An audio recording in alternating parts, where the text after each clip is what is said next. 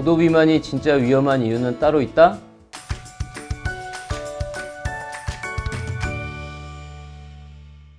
안녕하세요. 서울성모병원 위장관내과의 이한홍입니다.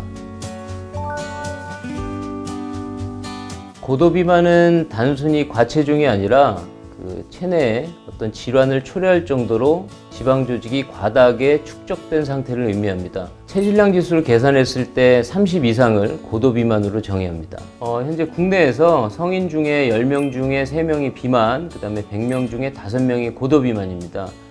현재 이 추세는 점점 늘어나서 10년 뒤인 2030년 정도 되면은 우리나라 10% 정도가 아마 고도 비만으로 분류가 되게 될 것 같습니다.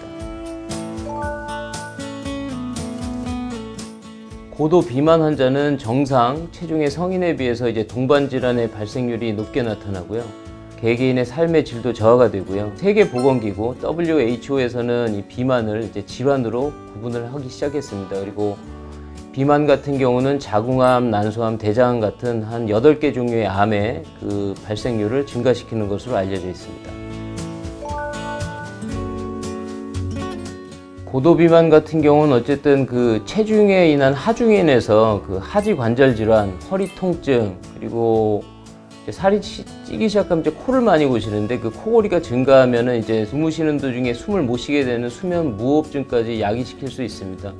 하지만 이런 일반적인 이런 질환보다도 제2형 당뇨병, 그 다음에 관상동맥 질환, 고지혈증, 고혈압 같은 심각한 어떤 대사질환도 야기시킬 수가 있습니다.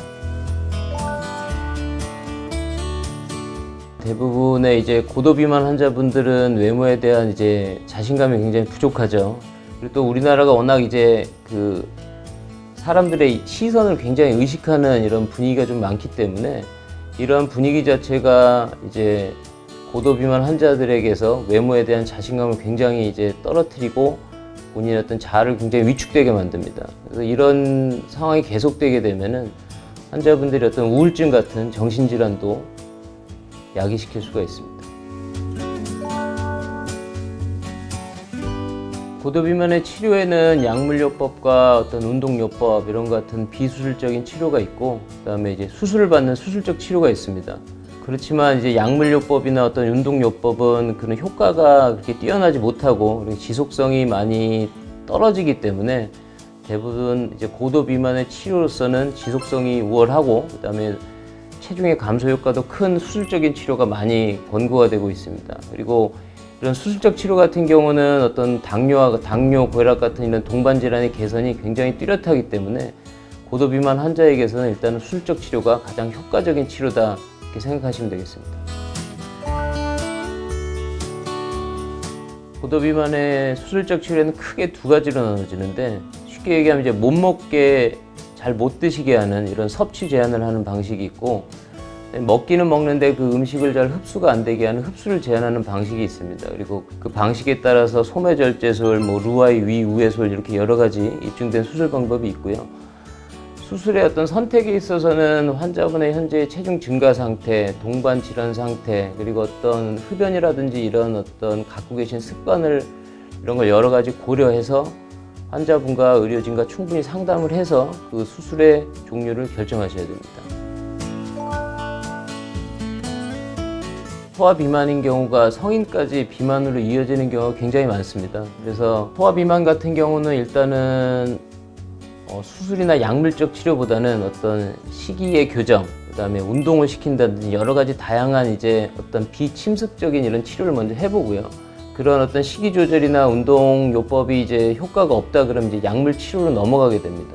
이 약물 치료도 효과가 없다 그러면 그 다음에 우리가 수술을 고려해 볼 수가 있고요. 하지만 이 소아들은 앞으로 발육을 하고 성장을 하고 자라나야 되기 때문에 현재 발육 상태를 우리가 정확하게 평가한 다음에 수술적인 치료를 접근해야 됩니다. 그리고 여아 같은 경우는 가임이라든가 나중에 어떤 결혼하고 이런 생활해야 되기 때문에 이 수술을 하게 되면 소아들이 나중에 성장 발육에 문제가 생기고 어떤 임신이라든가 이런 거에도 문제가 생길 수가 있습니다. 그래서 반드시 성장 발육 상태를 평가하고 그 다음에 이 소아에게 수술이 맞겠다 생각하면은 부모님들과 충분히 상의하에서 수술을 결정해야 됩니다.